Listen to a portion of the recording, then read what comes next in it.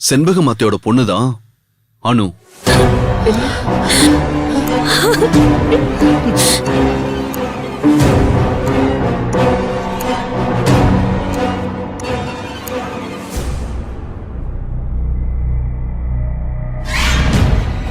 அவதான் மாணிக்கம் அங்கிளோட பொண்ணுங்கிறதுக்கான எல்லா ஆதாரமும் இதுல இருக்கு.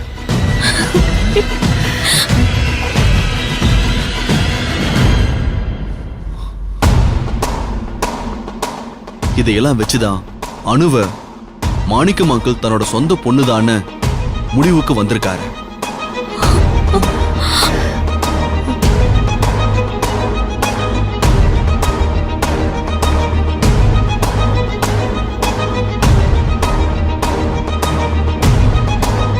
இதுதான் அனுவோட சின்ன வயசு போட்டோ.